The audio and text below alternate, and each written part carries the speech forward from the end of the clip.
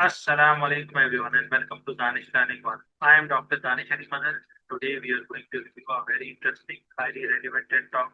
This TED Talk was presented at TED Cinema Berlin in 2014 and it explored a question that is becoming even more important in today's day. Who really has the power? In the past, power was usually associated with corporates, large companies, political leaders, institutions, wealthy individuals. Power generally moved from the top towards the bottom. But internet, smart social media, online communities, crowdfunding, and digital platform have created this. Today, an ordinary individual can create an idea, share it with millions of people, build a community, and sometimes influence organizations, businesses, and even governments. This is a central idea behind what he calls new power. So, in this review, I will explain what new power means, how it differs from old power, why participation has become so important, what opportunities and dangers this model creates, and finally, what lesson we can apply to education, leadership, organization, and our professional life. Before discussing the main idea, let's briefly understand the speaker. Jeremy Heimans is an activist and movement builder. He has been involved in organizations such as Get Up, Awaz, and he is also co-founder of Purpose. His experience is important because he is not discussing power merely as an academic concept. He has actually worked with movements and communities and has ordinary people can organize themselves around a movement. Let's describe Heimans as someone who has worked harnessing social, economic, technological models to build movement with effect. And this experience provides the foundation for its outcome. The most important concept in the talk is the distinction between old and new power. Let's understand this in simple terms. Old power generally had it is concentrated in the hands of particular people.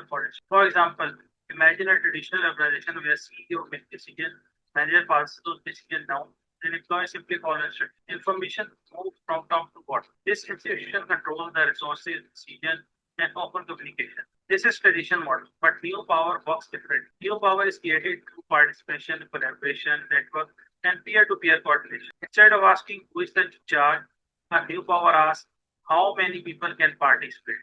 This is major change in thinking. Heimans described the new power as the mass participation and peer coordination to create change and outcome. And I think this is one of the strongest idea in the entire talk. One of the biggest changes brought by the new power is the transformation of people from passive consumers into active participants. Think about traditional media. For decades, television, newspaper largely followed as one-way communication. A large number of organizations produce content and millions of consumers. But social media changes. Today, almost anyone can become a content creator. We don't simply watch video, we comment, we share, we create our own video, build communities, we recommend products, we criticize organizations, we launch campaigns. In other words, the audience is no longer simply an audience. Audience can become a part, and this is exactly where the new power becomes interesting. Jeremy Heimans uses different examples to demonstrate how this model is appearing in business, politics, activism, and society. Consider platforms such as Uber, Kickstarter, and Airbnb. Their importance is not simply that they use technology. Their deeper significance that they connect large number of people and allow participants to contribute resources, ideas, services, or money through a network. Crowdfunding is another excellent example. In traditional model, the entrepreneur might reach about a bank or a small group of investors. With crowdfunding, thousands of ordinary people can collectively support an idea. One person may contribute a small amount, but when thousands of people participate, their combined contribution can become small. So the individual contribution may be small, but the network effect can be enormous. This is an important lesson. The new power does not necessarily depend on the powerful person. It can emerge from thousands or millions of ordinary parts. That itself is an interesting example of combining traditional organization and participatory model. That expanded its reach through online tasks, TEDx events, and translation initiatives creating communities far beyond its original conference structure. Technology is an important driver of new power, but I don't think technology itself is the real story. The deeper story is connectivity. A smartphone gives an individual access to information. The internet gives individual access to network. Social media gives that individual the ability to communicate with thousands or millions of people. And when many connected individuals share a common purpose, something much bigger can emerge. This is why digital technology has changed activism, education, business, marketing, and leadership. A teacher can now reach students without the class. A small business can reach customers globally. An unknown creator can build an audience without knowing a television channel. An ordinary citizen can raise an issue that attracts national or international attention. That is the new power in action. Now we come to an important part of this. It would be easy to say new power is good because it gives power to ordinary people. But that would be too simplistic. New power can be used for positive purpose, but it can also be misused. The same tools that allow people to organize for good cause can also be used to spread misinformation, manipulate public opinion, create online harassment, or mobilize people around destructive ideas. This is very important lesson. Technology does not automatically create good law. Technology amplifies human behavior. If the purpose is positive, technology can amplify positive action. If the purpose is harmful, technology can amplify harmfulness. Therefore, the real change is not simply how can we give people more power. The more important question is how can we use that power responsibly. Another important lesson from this TED talk is about leadership. Traditional leadership often focuses on authority. A leader gives instruction and the follower executes them. But new power encourages leader to become facilitator instead of controlling every decision leader can create environment where people can contribute instead of saying, I have all the answers. A new power leader may ask, what can be done from everyone in this network? This is huge implication for modern organizations. Imagine an education institution where only head make every decision. Now compare that with an institution where teachers, student, administrator, industry experts, and other stakeholders can contribute ideas. The second organization may be more informative because it is the collective intelligence of its community. But there is a balance here. Participation does not mean that leadership disappears. Organizations still need vision, accountability, standards, and decision-making structure. This is why I believe one of the most useful lessons from the concept of power is not necessarily that more power should disappear. Rather, organizations should learn when to use traditional authority and when to encourage participation. Now, let me share my own assessment of the task. I think Jeremy Heimans presents a powerful framework for understanding the transformation taking place in society.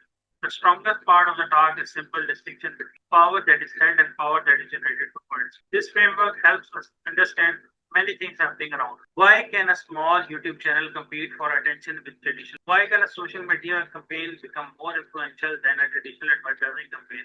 Why can small startup challenge an established company? Why can a group of ordinary people organize themselves around an issue without having a large institution behind? The answer is increasingly connected to networks and participation. However, I would add one important point.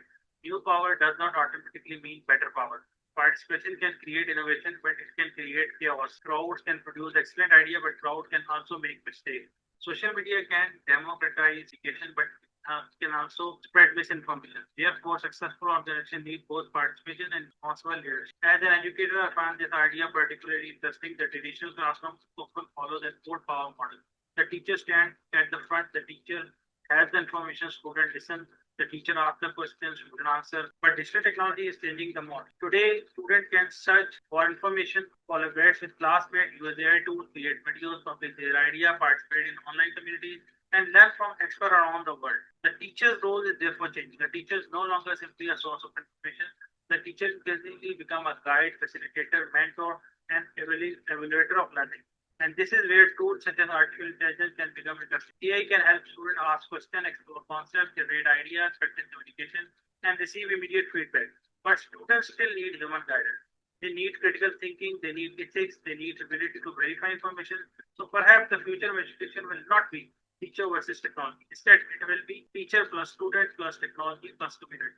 This is much more participatory model of learning. There are several practical lessons that we can take from this TED talk. Lesson number 1, don't just consume, participate. If you have an idea, share it. If you have knowledge, teach it. If you see problem, contribute to solve it. Lesson 2, build communities. Your influence becomes stronger when you create a network of people who share a common purpose. Lesson 3, learn to collaborate. In new power world, success increasingly depends on the ability to work with people rather than simply work above them. Lesson 4, use technology responsibly. Having a large audience is not the same as having a positive impact. Influence being responsibility. Lesson 5, combine old and new power. Strong organizations don't necessarily have to choose between leadership and participation. They can combine both. Clear leadership can provide direction, while participation can provide ideas and innovation and engagement. So, what is my overall review of Jeremy Heimans? What's new power look like? I would say it is thought-provoking TED Talk because it gives us a useful way to understand how influence is changing in the digital age. The central message is simple but powerful. Power is no longer something that two people hold. Increasingly, power can be created through the participation of many. But with greater participation comes greater responsibility. We need to ask not only who has power, but also how is the power being used? And perhaps the biggest lesson for all of us is in this. In today's connected world, don't necessarily need to be more powerful person in the room. need to know how people connect, share ideas, build trust, encourage participation, create meaningful action. This is real significance forward. Thank you for watching this Tech Talk review. If you found this discussion helpful, please share your thoughts and comments. Do you think internet and social media have truly transformed power from restricted to ordinary people, or have they simply created new forms of power? I am Dr. Danish and this is Danish Learning. Keep learning, keep questioning, keep sharing knowledge. See you in the next video. Allah Hafiz.